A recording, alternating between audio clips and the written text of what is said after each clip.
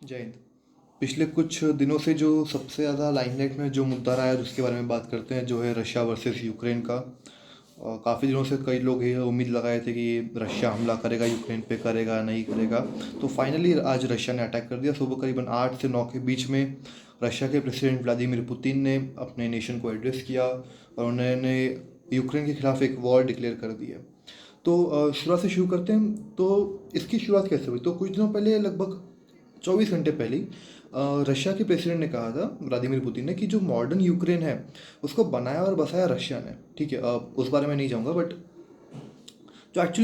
जो रशियन जो कल्चर की बात करें तो ये मेनली जो 3 जगहों से आया था। One was Moscow, second was Kyiv. तो यूक्रेन का ट्रेडिशनली रशिया के साथ में एक बहुत गहरा नाता हुआ है रहा है। अब यूक्रेन जब 1990s में, जब रशिया का डिसइंटीग्रेशन हुआ था after the at the end of the cold war, तब यूक्रेन रशिया से अलग हुआ।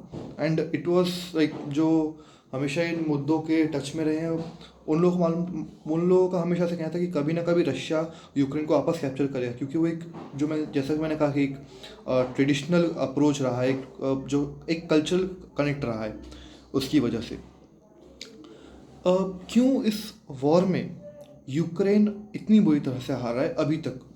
फ्यूचर की बात नहीं कर रहा हूँ, उस अभी के लिए, करंटली अभी तक यूक्रेन क्यों इतनी बुरी तरह से हार रहा है?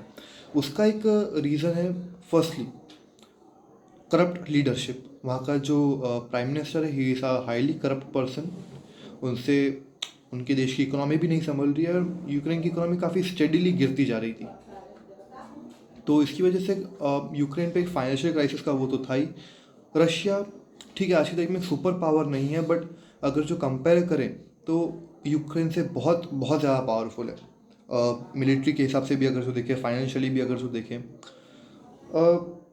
यूएसए का कई सारे लोग कह रहे थे कि लाइक यूएसए यूक्रेन के फेवर में आ रहा है। दैट एक्चुअली यूएसए यूक्रेन के फेवर में आ रहा है, ये बोलना गलत है। यूएसए रशिया के अगेंस्ट में जा रहा है, जो एक हमेशा से पहले यूएसए और यूएसएसआर था। डिसइंटीग्रेशन के बाद में जब रशिया बचा तो यूएसए वर्सेस रशिया, उसकी वजह से यूएसए का झुकाव यूक्रेन की तरफ है। मगर जैसा यूएसए का हमेशा से बर्ताव रहा है कि कहीं पर भी कोई भी वॉर हुआ तो अपनी आर्मी भेजो या एयरफोर्स भेजो, नेवी भेजो, इस केस में वैसा होना थोड़ा सा मुश्किल है। क्योंकि कुछ सालों पहले की बात है कि रशिया ने यूक्रेन से एक पैक्ट साइन करवाया था, कि जिसमें ये लिखा गया था कि यूक्रेन नाटो फोर्सेस को ज्वाइन नहीं कर सकता है। अब नाटो फोर्सेस का चीफ बोल सकते हैं कि यूएस है, मतलब यूएसए के अलायंसेस।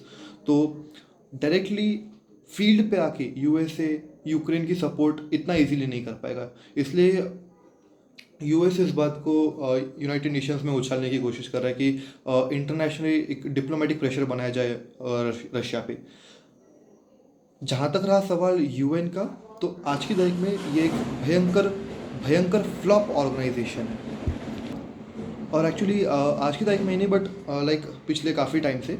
क्योंकि पिछले कई सारे आप मुद्दे देंगे कि जब कोई दो देशों के बीच में वॉर हुई हो या कॉन्फ्लिक्ट हुए हो, तो उसमें यूएन का कुछ खास रोल रहा नहीं। यूएन का सेटअप इसलिए ही हुआ था, बट इट इज़ जस्ट कि हर देश से कोई लोग वहाँ पे जाके बैठते हैं, दूसरे को वहाँ पे गालियाँ देते हैं, क्रिटिसाइज़ करते हैं, और वहीं पे बात खत्म हो जाती है। उसके आगे यूजुअली बात निकलती नहीं है। बहुत रेयरली ऐसा होता है कि यूनाइटेड नेशंस में अगर जो कोई एक्चुअल उन्होंने किसी वॉर का सॉल्यूशन निकाला, बहुत रेयरली ऐसा हुआ है।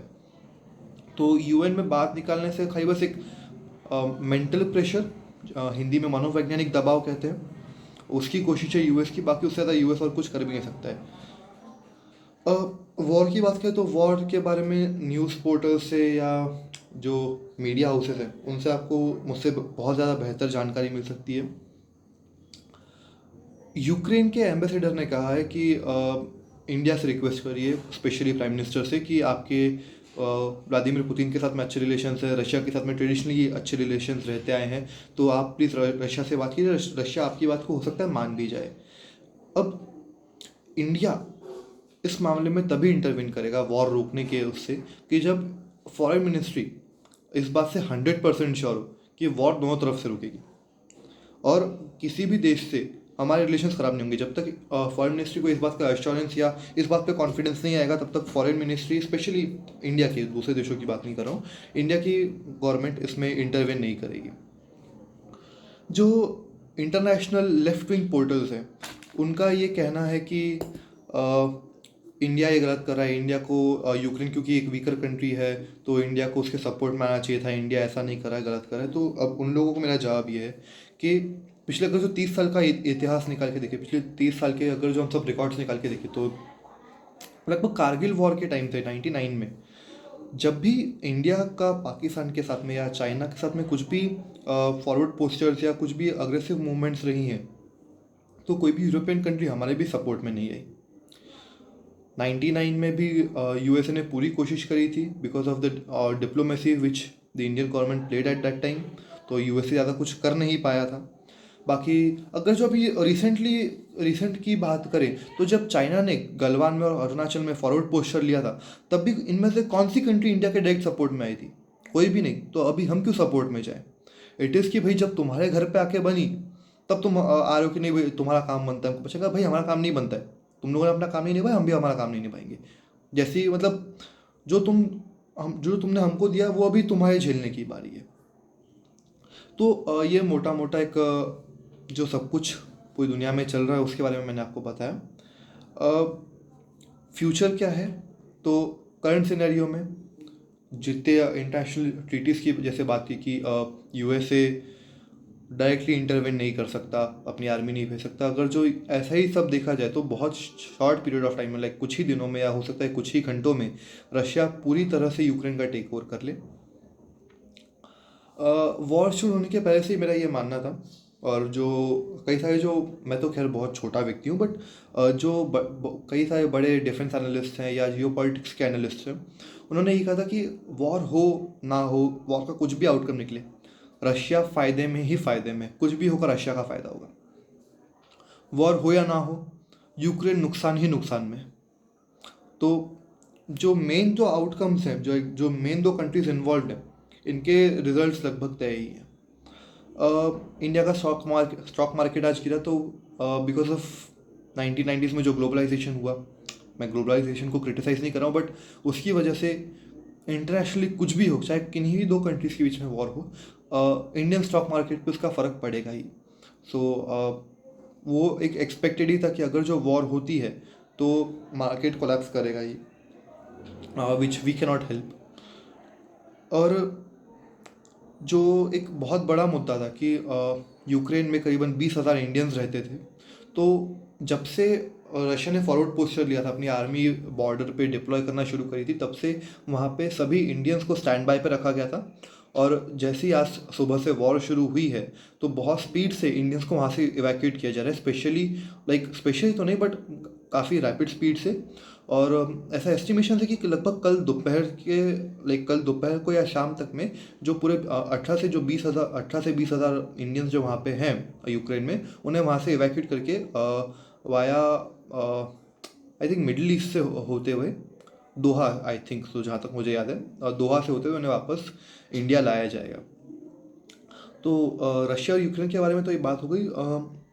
ये सॉरी ऑफ द टॉपिक बात है, बट आई थॉट कि बोल दूँ। मेरे साथ में हुआ था कि करीबन 3 से 4 दिन पहले मैंने एक पाकिस्तानी मिनिस्टर का एक स्टेटमेंट पढ़ा था एक न्यूज़ पोर्टल पे, कि उन्होंने हमारी गोरखा रेजिमेंट, इंडियन आर्मी के जो एक रेजिमेंट है गोरखा, उनके बारे में कहा था कि ऐसी गोरखा रेजिमेंट हम हर घर में पालते हैं। मैंने उसके नीचे कमेंट किया और मैं वही कमेंट आपको बता देना चाहता हूँ। मैंने उसके नीचे लिखा कि शिबली साहब, जो शिबली फराज, जो पाकिस्तान के minister for science and technology हैं। अब आप आयरनी देखिए इसमें कि पाकिस्तान में minister for science and technology है, खैर होने को तो वहाँ पे प्राइम मिनिस्टर भी है, मगर hope you understand the context. तो मैंने कहा कि शिबली साहब, 1971 की वॉर के टाइम पे, बांग्लादेश वॉर के टाइम पे, इंडिया के आर्मी चीफ थे general Sam Manekshaw, Gorkha regiment के थे। 99 की कारगिल वॉर के टाइम पे इंडिया के डिप्यूटी आर्मी चीफ कह सकते हैं, तो वो थे lieutenant general Mohinder Puri, Gorkha regiment के थे। 99 के वॉर के टाइम पे ही GOC, general officer commanding in northern command, जो कि अगेन जो कश्मीर का ही एरिया कंसिडर होता है, उसमें GOC थे lieutenant general HM Khanna, Gorkha regiment के ही थे।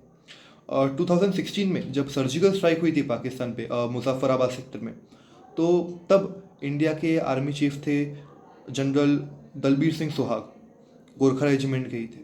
और इंडिया के पहले सीडीएस जनरल बिपिन रावत, जिन्होंने डिफेंस सेक्टर का पूरा काया पलट करी और जिससे पाकिस्तान की बहुत बुरी तरह से, एक अभद्र शब्द है जो मैं इस्तेमाल नहीं कर सकता, तो जिन्होंने पाकिस्तान के खिलाफ जितने भी कश्मीर में जितने भी फॉरवर्ड पोस्चर्स हुए हैं पिछले कुछ सालों में, जो काउंटर टेररिज्म हुआ है, इसको उन्होंने मॉनिटर किया है। General CDS general Bipin Rawat, वो भी गोरखा रेजिमेंट के ही थे। तो I think you got my point. तो आई डोंट थिंक सो आप आज के बाद में कभी गोरखा रेजिमेंट या इंडियन आर्मी के खिलाफ कुछ कहेंगे, क्योंकि आप सिर्फ बोल ही सकते हैं, बोलने के अलावा आपकी आर्मी ने पिछले 75 ईयर्स में कुछ किया नहीं है। तो ये लगभग जो मैं सभी पॉइंट्स हैं उसका राउंड अप किया है। अगर जो मैं कोई पॉइंट मिस कर गया हूँगा तो रियली सॉरी फॉर दैट। तो चलो इजाज़त देता हूँ आप लोगों से। जय हिंद।